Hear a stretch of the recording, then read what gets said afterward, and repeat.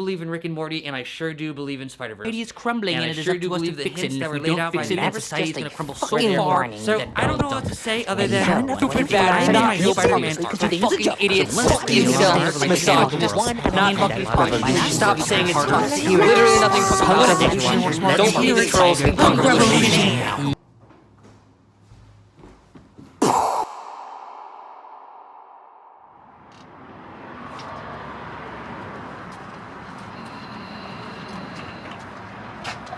Punk Revolution Now is a YouTube channel and online persona played through Kaio Brentar. This channel first began uploading on February 21st, 2019, and at the time of recording this, he has been consistently uploading since. Currently, the channel sits at around 9,000 subscribers.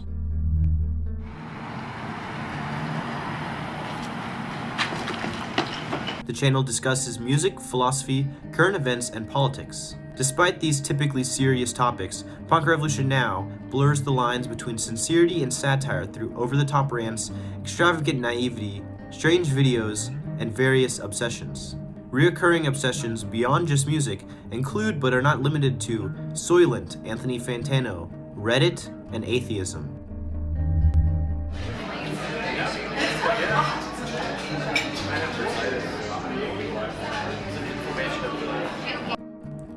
Over his career, he has had large feuds with other content creators, or more specifically, trolls. His main archenemy is the internet's busiest music nerd, Anthony Fantano.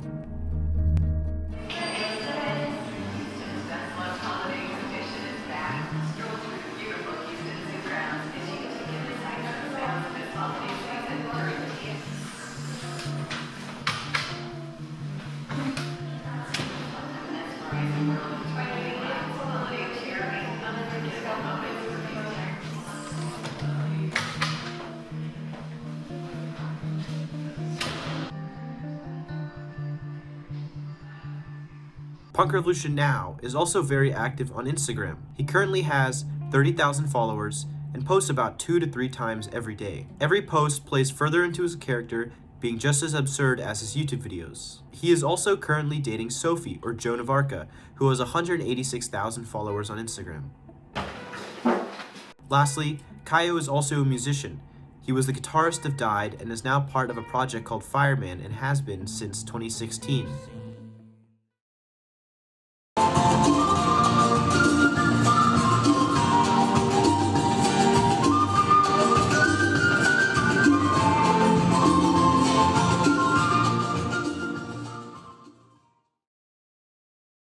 Mr. Punk Revolution Now. Yes. Okay. So to begin with the interview, I wanted to present you with something of good fortune. Can you stand there? See if you can reach over. Here's a cool, awesome watch.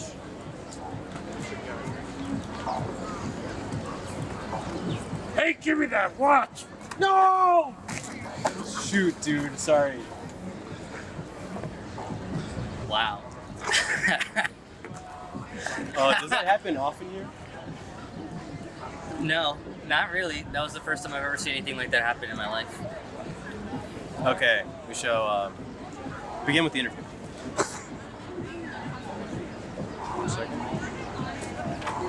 First question. So, who am I with, and how would you describe yourself? You are, you're with Kyle, or Leroy, and I'm Punk Revolution Now, or Kaio. I am, I guess, a musician, YouTuber, Instagram. Some people say internet personality might be a good way of putting it, and yeah, that's basically right. I think. Anything else I'm missing? I'd say also performance. That actually might be a good one. I've always feel like performance artist is a pretty vague term, but maybe that's because that might be what is necessary in this situation, is use like a vaguer term, you know? So I have four questions that were highly requested by fans, and I'm gonna let you pick a random one. Let's let the camera can look at them. You get to pick one of these 4 questions to answer.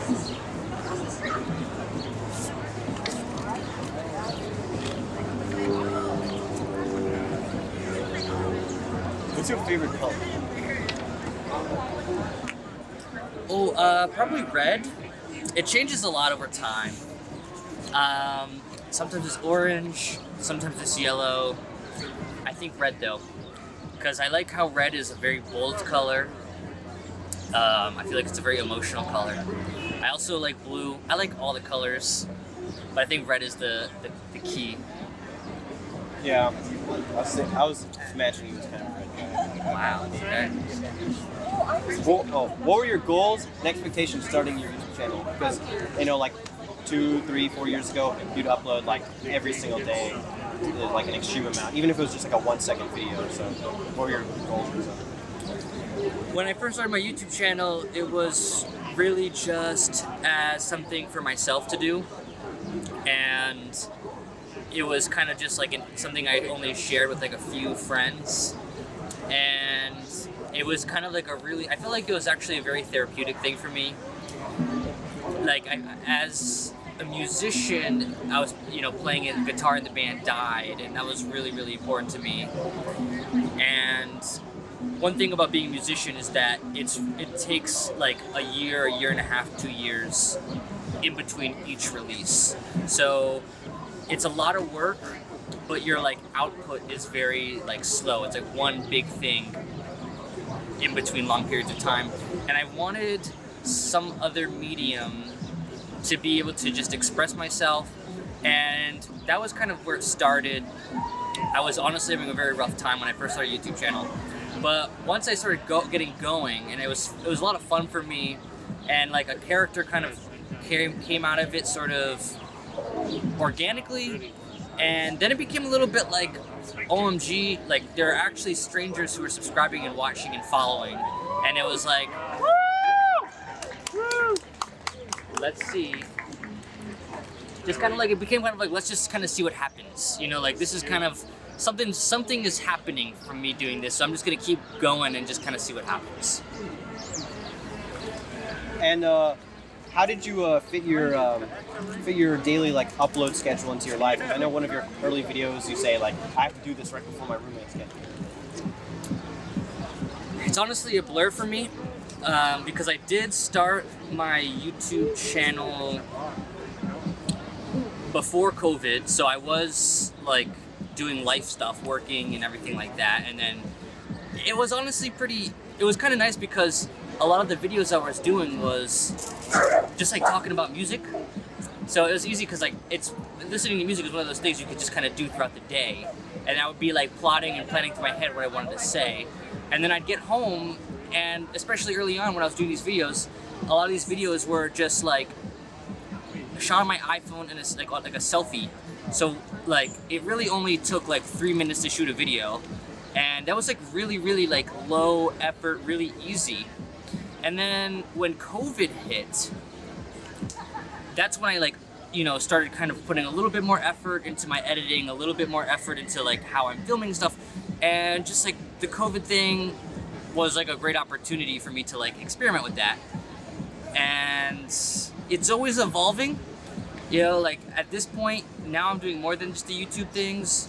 I'm still working on writing music for Fireman. I got the YouTube stuff. I've got a podcast with my girlfriend Sophie, who's Joan Of Arca on Instagram, and I just got like a lot of other stuff going on, so it is hard to balance it all, but I think the key is you gotta be enjoying it, and that's always been my driving thing, is like, what do I enjoy to do?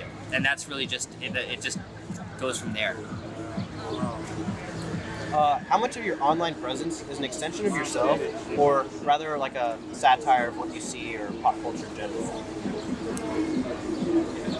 It's pretty much all an extension of myself. I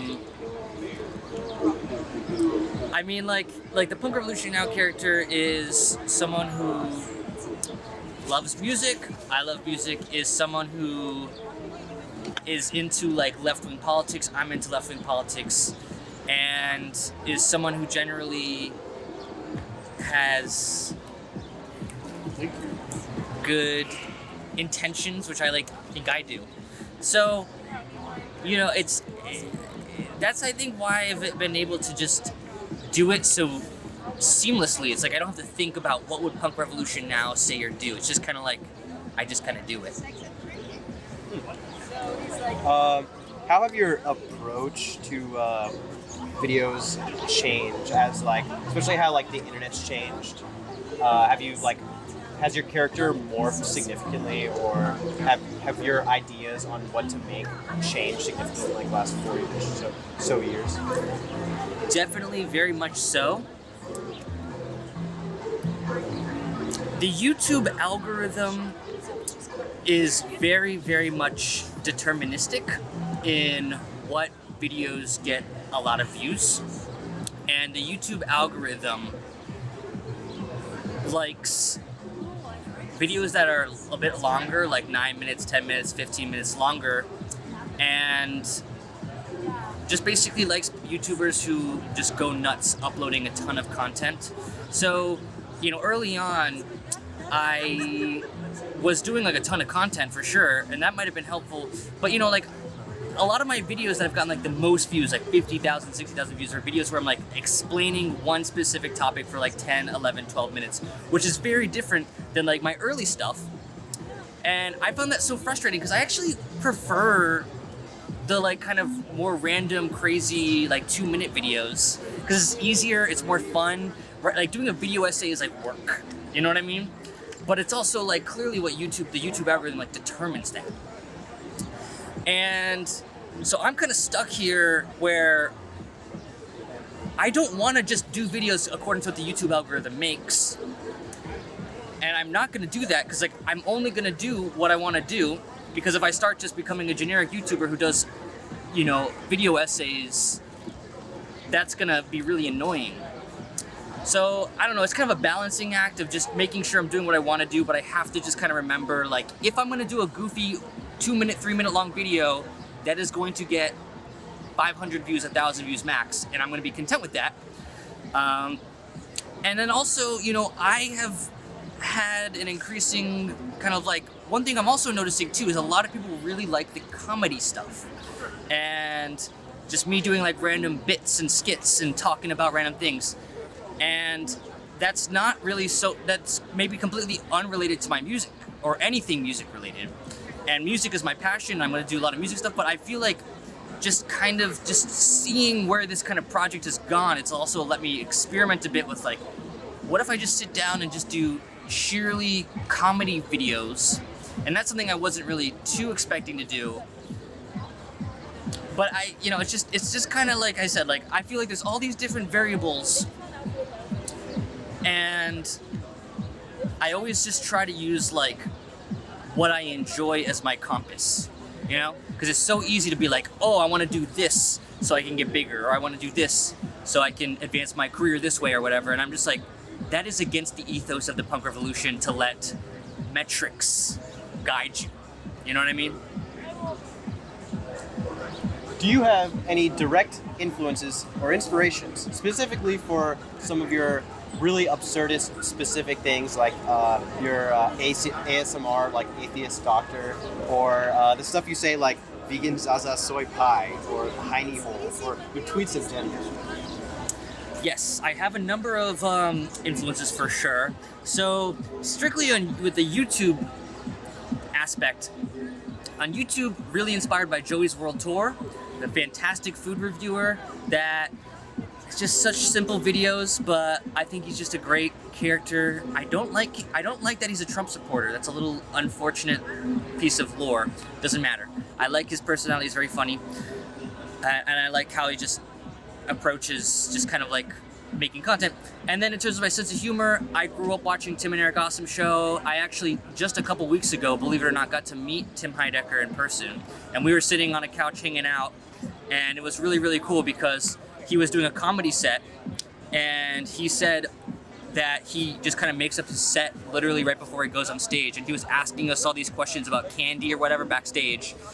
And then he goes on stage, and then he's like, yeah, I usually just make my set before I get on stage. And then he literally is using the material he came up with right before he got on stage, and is just kind of improvising, and it's really funny because he just has that energy. There's also been a lot of really goofy, kind of just weird funny Twitter drill, and all those associated Twitter accounts that I've always enjoyed. So I think those are just kind of the big influences. Did you ever expect the opportunities you have now, specifically things like Soylent sponsorship, or meeting people like during lecture and getting to interview a handful of people, and things like Base News Network? You've branched out a lot in recent years. I don't think I really expected that. I think I wasn't really sure where this was gonna go.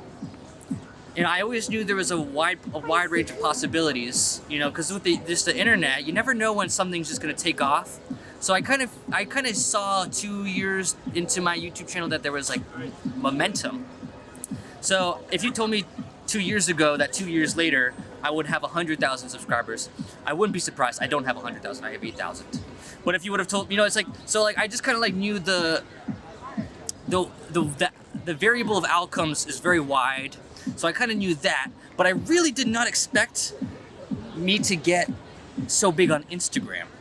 Because Instagram is the least punk platform. It is the most normie platform.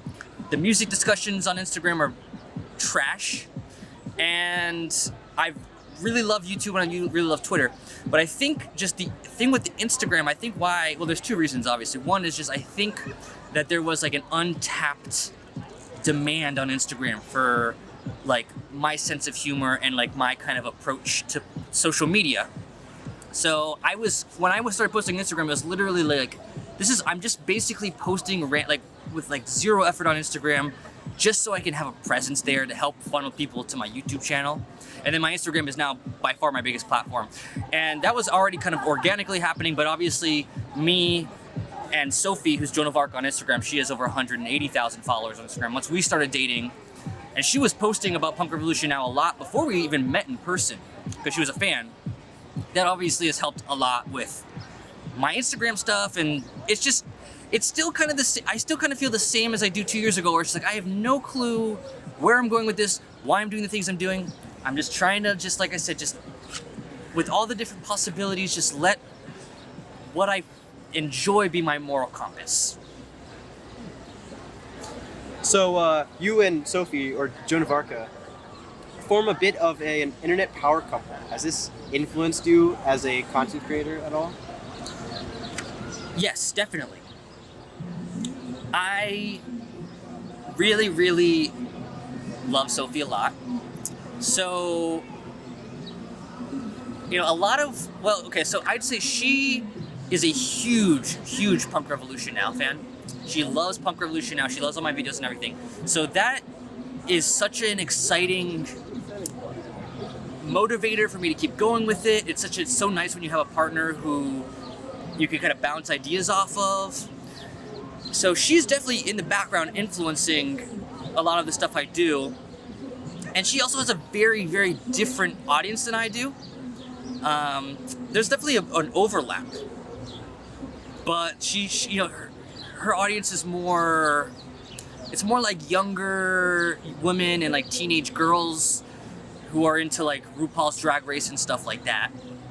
And they're all good people. They're just kind of very different than like the kind of audience I usually make content for. And I'm not really making content for them, but like I know they're watching. And that's just kind of a funny thing. And it's hard to say explicitly how it's impacting my output, but I just know like some reason they like it. So I'm cool with it. Craziest interaction since gaining notoriety?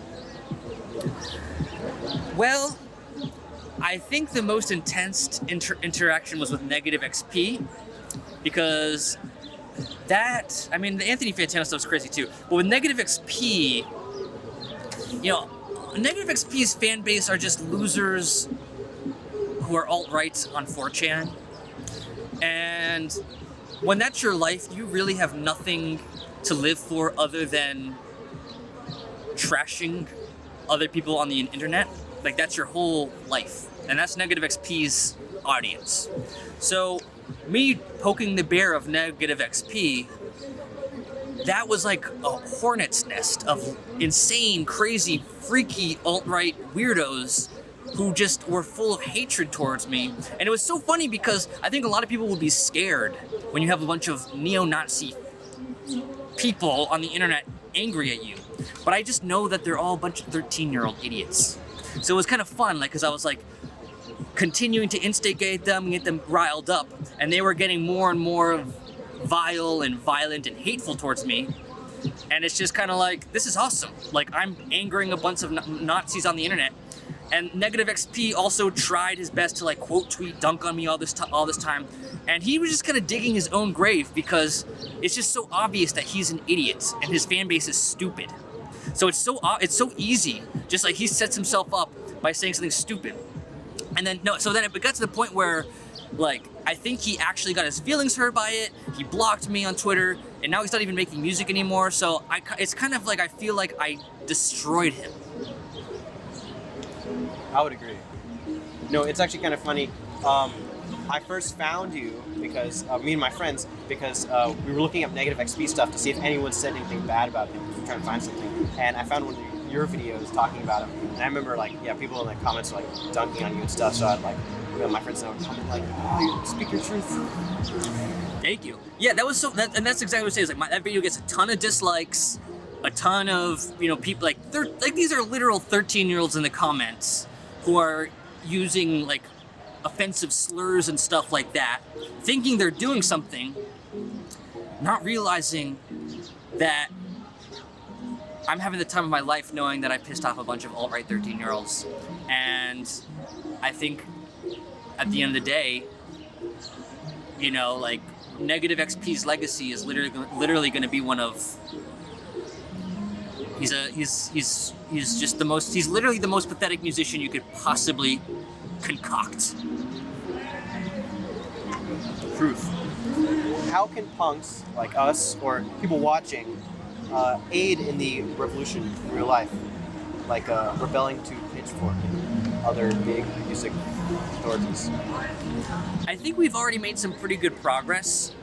Pitchfork at this point, and all these music outlets, Rolling Stone, all of them, everybody just kind of can see transparently at this point that they are just corporate, pathetic machines that have no business whatsoever having any cultural influence. That's a huge difference. 10 years ago, these were like respected and everything. Now, honestly, if I released an album and I got Best New Music on Pitchfork, I wouldn't care. I really wouldn't care. Before, I would care, because I actually respected Pitchfork. So I think we've made good progress by delegitimizing these corporate entities. But next, the thing that's after that is the hard part, which is building something that's actually better. And that's a really hard thing because I know there's a lot of small little music blogs and everything like that. And it's just like right now we're like swimming upstream, where to make thoughtful, good, nuanced, interesting punk rock content is literally the opposite, by definition, of what the algorithms want. So we're swimming upstream. So I would say what you could do is, if you find, whether it's music or a music blog or an artist or something like that, that's good. You gotta champion it. You got to stick by it, and I think it's so amazing because I know people who do this, and it's just so amazing when I see an artist with like 100 monthly listeners on Spotify, and then I see a fan who loves this band and is showing it to everybody. It doesn't have to be, it could be whoever, but I think that is literally like, it gives actual meaning to life. Because like, there's not much to live for. Life sucks. So do you want to live, it's short. Do you want to live a life where you're just kind of letting the algorithm control you and just doing what it says? Or do you want to be someone who has like autonomy and decides, even though the algorithm says this is going to be an obscure artist, I'm going to champion them anyways. So I think that's kind of the mindset.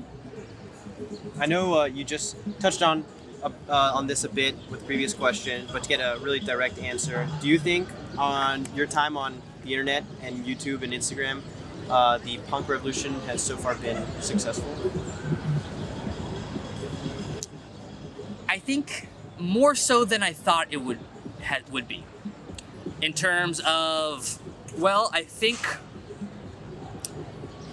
I have seen, and I'm not going to say my YouTube channel takes credit for this, but I have seen on a larger scale, especially with Generation Z and Generation Alpha, like at the forefront of those cultures, I'm seeing a more broader acceptance of skepticism towards mainstream institutions, a more broader understanding that a lot of these algorithms kind of suck, and just a wider embrace of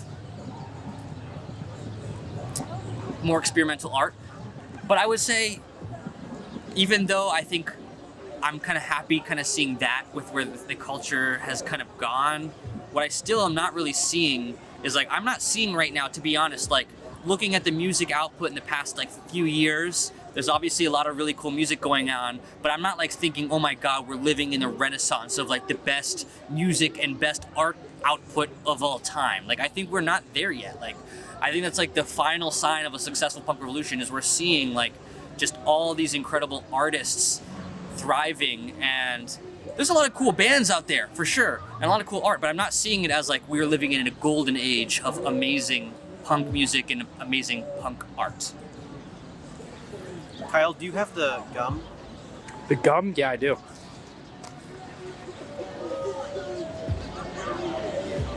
I thought I gave it to you, maybe.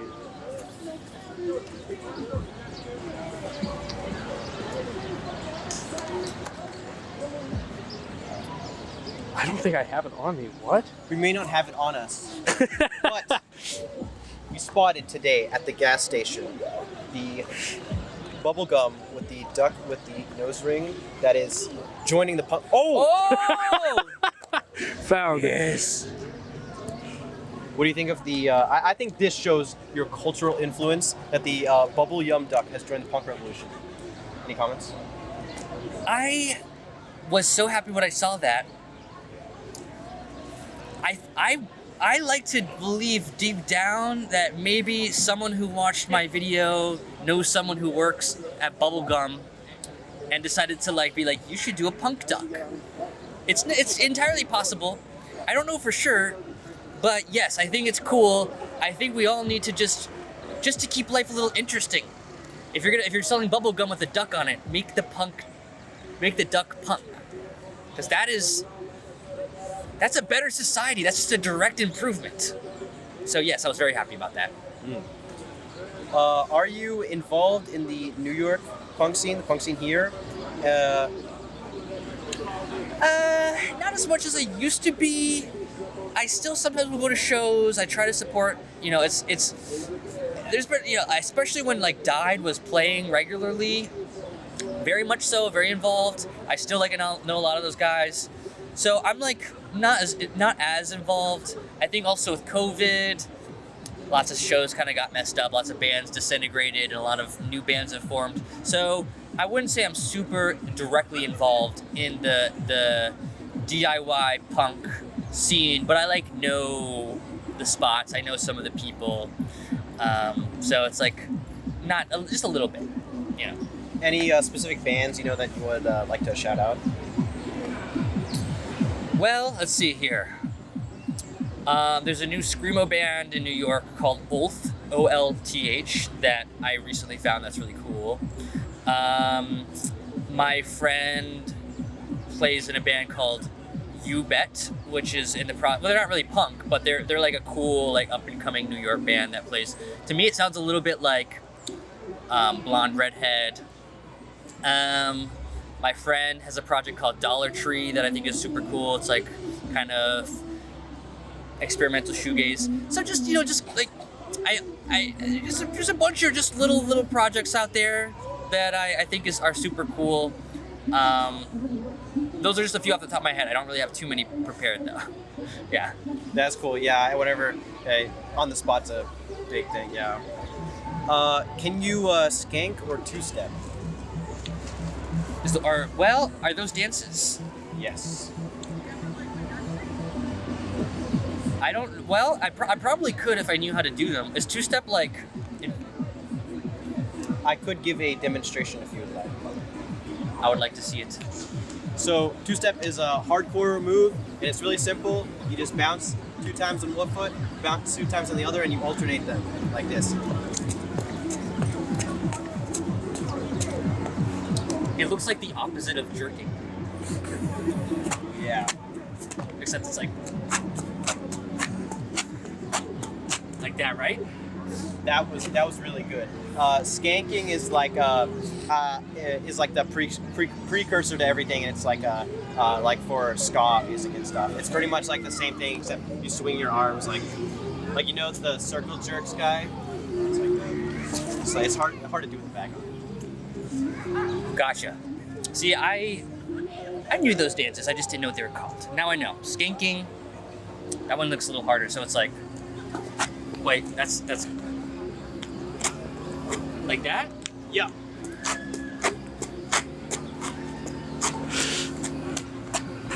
And then there's. Hell yeah! I've done some of those at various mosh pits.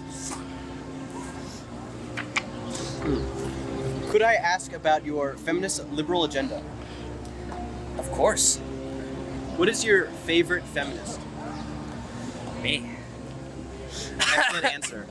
If you were written by any woman, who would that be? Written by any woman?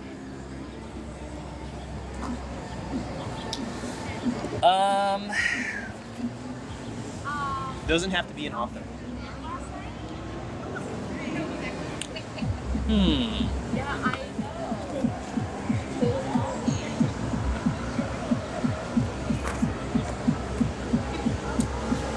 Well, one writer I think I find very entertaining right now. I actually don't know her full name. She goes by Mackenzie on Instagram. Just Mackenzie. And I think she's a very funny,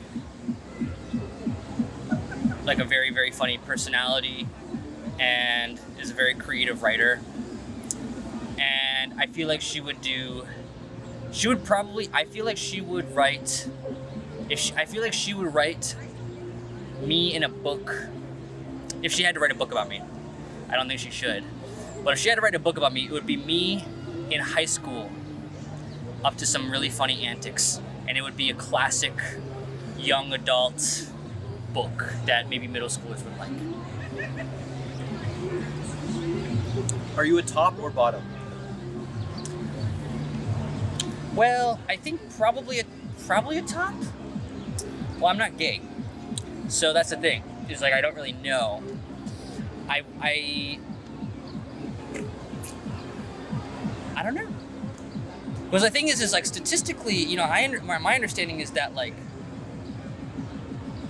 a lot of gay men I've talked to, it seems like most of them are bottoms.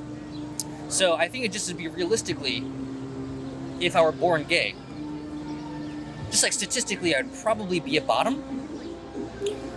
But, as a straight man, how I usually go about things, it's like I think of myself as a top. You know what I mean? So I don't really know. Okay. Favorite movie of 2023, and why is it Barbie? Well, Barbie is pretty amazing. Okay, so I'm gonna say it's a tie between Barbie and Beau is Afraid. I really, really like Beau is Afraid. I just have to squeeze that in because I know it's a polarizing movie and not everyone loves it. I'm a Beau is Afraid defender. I thought it was really, really funny. I was laughing really, really hard with the entire movie when other people were not. They didn't get it. I thought it was very funny.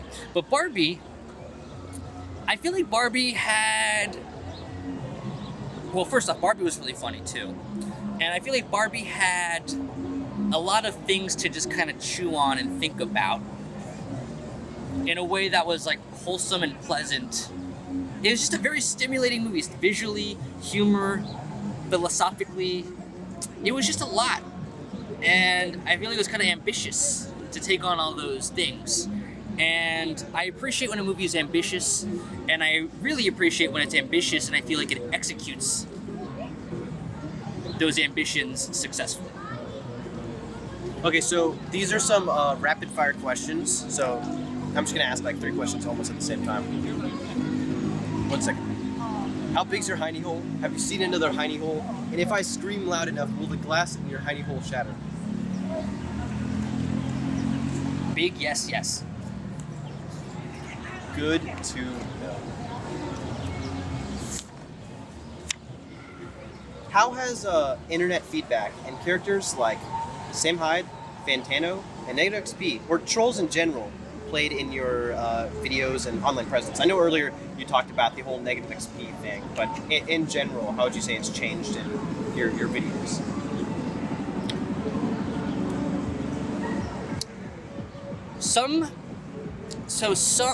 Actually, I'd say most feedback and criticism I've enjoyed, because I'm going into making a video with that, like, knowing that that's going to be what's going to be coming back at me, because I'm making a video that's, is this a rapid one, or is this, no, that's obviously not a rapid one, but,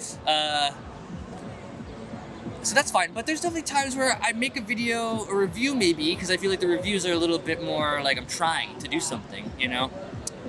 There's definitely, just negative feedback really,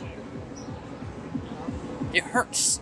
And I think that's just part of being human. Like, if you're gonna put your heart and soul into a video or anything, and people are gonna say they don't like it, it hurts. And I've definitely developed more thicker skin over time, putting a lot of stuff out on the internet and just getting, no matter what, it's impossible for you to release something and not have at least someone be a jerk about it. So I don't think, I try not to what I do, and I think a lot of creators of various types do this, I just kind of shield myself from it, because it's so easy to read something on the internet and then go like way out of your mind trying to factor that into making your content better, but maybe it's just a troll who it's not constructive or productive. So I try to just kind of avoid it, and if I see it, just let it come in one ear and come out the other. I know I already identified some like Sam Hyde, Fantano, and Negative XP, but would you do you have any other trolls outside of that, or specific trolls or message to the trolls? Yes, there's a lot. Well, I think right now Elon Musk is really just, he's really the anti-punk right now. Everyone knows it. It's not a controversial statement. It seems like he really bought Twitter for that purpose to, like, I feel like before we had these like stupid algorithms on Twitter and just on all these sites that were all about engagement. I feel like he bought Twitter to have an anti-punk revolution, where instead of taking the algorithms and diminishing them to make a cooler culture, we're taking the algorithms and diminishing them to raise alt-right, troll, stupid voices. So my message to all of you trolls out there who are doing nothing but contributing ignorance and hatred on the internet is simply that you are not special. I see these people posting their hatred and they think they're doing something counterculture, because yes, you post something hateful and then you might not get as much advertisements from Disney. That's not like because what you're doing is actually punk or counterculture. What you're doing is actually something that has existed for hundreds of years, which is discrimination and hatred. It's not punk, it's not special, it's not new. It's stupid, And you're gonna lose. You're gonna lose. Because we are coming. And we are going to make sure we tear your ass up. Well said. I don't want to ruin your spirit, but one second. I'll show the camera this.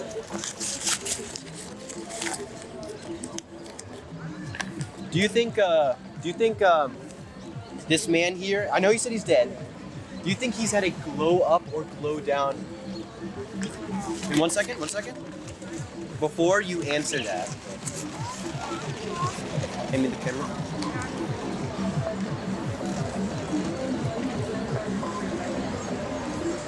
We actually have him here, right here with us. Do you think Anthony Fantano, not dead, has had a glow up or glow down? I think this is the most disgusting thing I've ever seen in my life. And all right, we're done.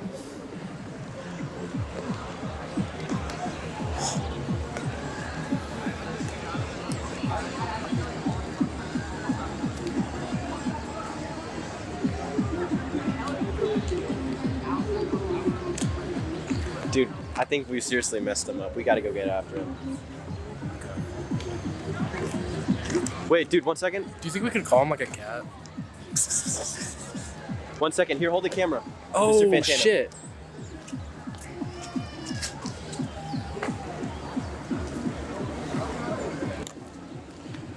Oh.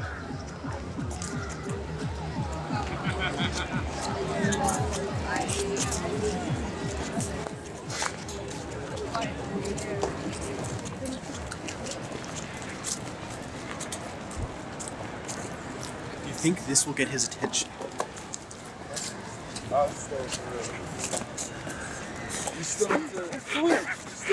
I'm Soylent. Your favorite flavor, dude. No, dude.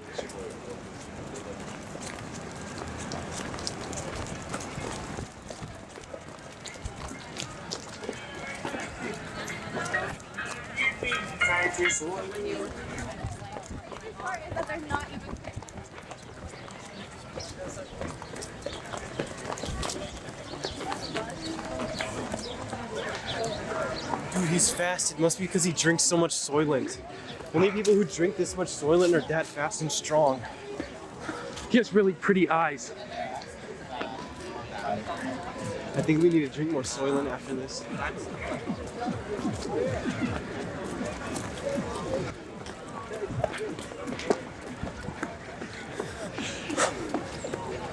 Oh my god. Dude, it's because he's been carrying the punk revolution on his back for so long. That's why he's so strong.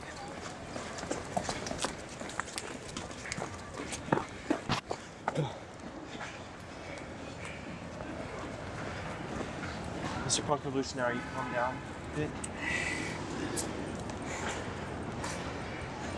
You were so fast, is it because of all the Soylent you drink? Well, I think my adrenaline kicked in, and I was able to do anything. And I had to run away, not for my safety, but for your safety. Thank you, I understand. If you didn't bring me Soylent, I would go to jail. Good thing we brought Soylent. And So I'm gonna go off I'm not gonna go off the record. You can put this in, but what I'm about to say is not cool, but I have to say it. Anthony Fantano, he's not well. And look, I don't know him in real life. I don't know what's going on. He's actually not well, and I would feel bad for him, and I would feel concerned for him if he wasn't also hurting others around him. And all I'm gonna say, and this is a moment on video going down in history. When, not if, But when Anthony Fantano gets canceled, we called it, because he is twisted, and it's only a matter of time before the whole world knows it. And that's basically all there is to it. I agree. We have a few more questions if you're up for it. I'm up for it. What was your major, and maybe what college did you go to? I went to NYU. I studied economics. How separated are your music and Punk Revolution Now personas? Have they intersected, and to what extent? Well, I try to keep them separated artistically, but I think my life in Died and touring a lot, and I just kind of, I think for a moment there, I really lost my mind. And just kind of entered a phase of my life where I really did not care about anything at all. It's actually not a good place to be, but I think being a musician put that in my soul a little bit more and fueled the Punk Revolution character. So I think that's pretty much the depth of it. Would you also like to plug your new EP? Yeah.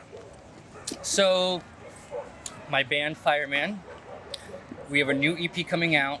I'm gonna turn this way so I can look at the camera. We have a new EP coming out January 1st, 2024. It's called Territorial Conquest 2024. And it's post-hardcore, noise rock, crust punk. I started writing it over a year ago, concerned about the war in Ukraine, the destruction going on there, and just the sense that tensions around the world were rising. And that's obviously reflected in the EP and in the title and the music, but it's kind of strange now because there's this new, really, really brutal, awful war happening now. Yeah, I mean, my mom knows in something Gaza. Bollywood. So,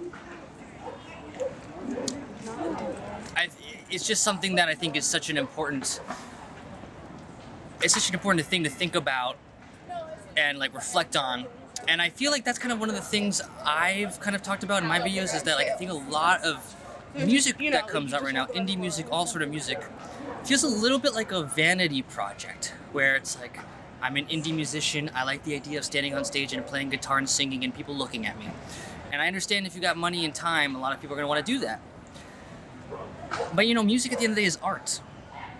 And I feel like, in this international crisis going on, that's a good thing to make art about. And it's obviously wars throughout history have influenced art. So I'm not trying to say, oh, my art is so important because it's about war. It's just something that was like genuinely inspiring to me. Not like, oh my God, people dying. It's so fun for me to watch. Just something I want to sing about. And I actually have a music video in the works right now. I have some friends who are in Ukraine who've reached out to me, and they're helping me make a music video. I'm excited to see that. So that's coming too. But January 1st, 2024, Fireman EP is called Territorial Conquest 2024. Give it a listen. I hope you like it. And speaking of your EP, there's some intense imagery on the front cover. I can put up a very blurred version of it here. Any particular reason for that? Do the images hold a ton of significance, or any comments? Well, so there's a couple things. One is how I made this artwork was I have the background, which is a collage of nudity, vaginas, pornography, whatever, which is actually artificial intelligence generated. And so you're not actually looking at real, porn stars being exploited or anything like that. I actually made this collage like 2 years ago. So this was like way before artificial intelligence became like the thing it is now, where it's like a lot of like lazy artists, use it. It was like something like I wanted to use, because one, I wanted to make sure I'm not like exploiting actual like women and using their nudity or whatever without their consent or whatever. So I feel like it's one of the few actually ethical, I don't know, I would say it's fine. And then also, on top I have a picture of like a soldier there, and that's a real picture. And I feel like what I was trying to say is just like, at the forefront, you got the man who's the soldier who's going into war, but in the background is like a bunch of like kind of exploitative sexual violence in the background, which I feel like I kind of think is an important way to understand war. Is like the civilians is really and the women, the civilians is really the tragedy, and that's kind of what I was kind of thinking, is like that's what's really happening in the background of the war. But a lot of people, when they look at it, they just kind of see the soldier. And then also, and this was another thing I was thinking, was just like, and there's some lyrics in there just a little bit touching on it too. It's just, I'm concerned about artificial intelligence and how it's going to be used in war. And it's just, I think we're all a little anxious right now. If there's increasing violence and increasing technological capabilities, what comes next? So it's a little scary thing to think about. So just, those were kind of just the ideas, the elements I was kind of like putting together when I put this artwork together. Wow, I had no idea it was AI intelligence. Why is In the Aeroplane Over the Sea your #1 album on your website? A few reasons. One, I feel like, first and foremost, it's an iconic record that has really defined like the discourse around music for the past like 30 years or whatever, 20 plus years. And I just like, I feel like it's just so like such a iconic album and like the way I think about music. Two, it's an album that it's like been really, really important to me through my life, and I've loved it since I was younger. I've loved it now that I'm older, and every time I listen to it, I hear something different about it. It's just a really complex album with lots of interesting layers to it. It's a really ambitious. It's a really ambitious album, and like I said, I like albums that are ambitious and execute on that ambition well. Three, I think it's just incredibly emotionally authentic, and I think that really is critical to making good music. And four, it actually does have a decent tinge of punk rock influences in it. And I'm not just saying that because sometimes they use fuzzy distortion pedals and power chords or whatever. But Jeff Mangum actually did an interview with Pitchfork where he said, I don't know if he said it was his favorite band or one of his biggest influences was the punk band Minutemen. And he talked about how like punk rock and stuff has influenced him and everything. And honestly, some people who maybe are not that familiar with Neutral Milk Hotel might find that surprising if they just think of them as like a fluffy folk band. But I think if you're someone who really listens to them, it really wouldn't be surprising because they're a punk rock band in their soul. Final question. How much do you pay for rent in New York City? I have a single bedroom apartment in Brooklyn that is $1 a month. Can we check it out? We can check it out, sure. Hello, I am with Punk Revolution Now, and we're at his apartment. At the bottom of the screen, I'm putting the exact location of his apartment. Right now, no gatekeeping. So let's go ahead and do a tour of my apartment. So this is the kitchen area. And whatever, we'll just keep going. Let's just go. I want to show, basically, so if you've watched my videos, some of this might be familiar to you. But what I want to show is I have a gift for you two for coming out and doing this project with me. I'm going to give you two, you are the two people who are the very first to own, besides me, the new Fireman EP cassette. So it's a gift. So let's go. Thank you. Very honored. And this is also the reveal of it. So here they are. So this is, you can show them around this room actually, because it's a kind of a fun room. So I've got my Primus. I got my Primus. I got my DJ Sabrina poster. My Demi Romantic flag, and I got this big cat here. All right. So anyway, so this is where I keep my shirts and cassettes. So here are the cassettes.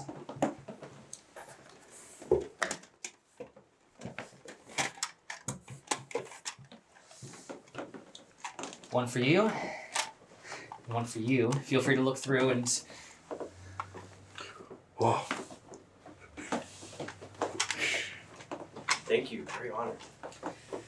You're welcome, and I think it's because it's a month till the EP comes out, so it'll be fun for you to listen early. But I feel relatively confident that me giving these cassettes to you aren't going to leak the EP, because I feel like you two are too lazy to figure out how to take a cassette and turn it into MP3 and leak it. So don't do that. Once we figure out, no gatekeeping. If you figure it out, I'm going to know it's you, and I'm going to call the police. We'll keep that in mind. So that's, take.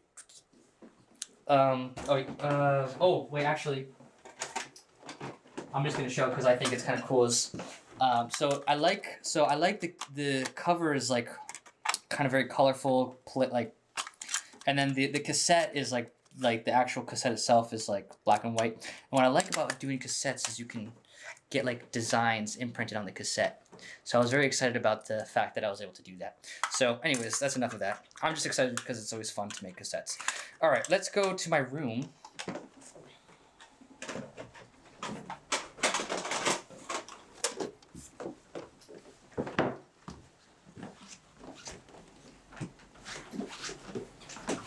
I like the collage. Thank you. So this is where I do my review. So you can come stand right here. And it's like, Punk Revolution now! Today we're doing a review of Danny Brown's newest album, Among Us. So, I also have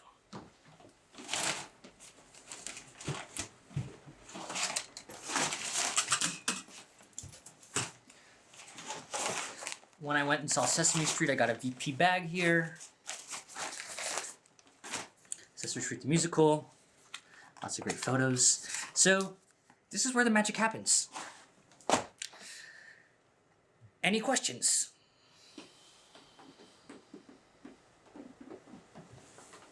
No more questions. I believe that concludes the interview. Would you like to get a full sweep around the room?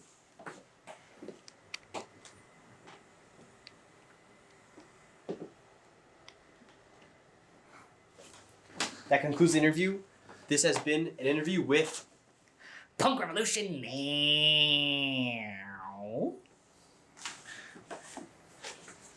Perfect.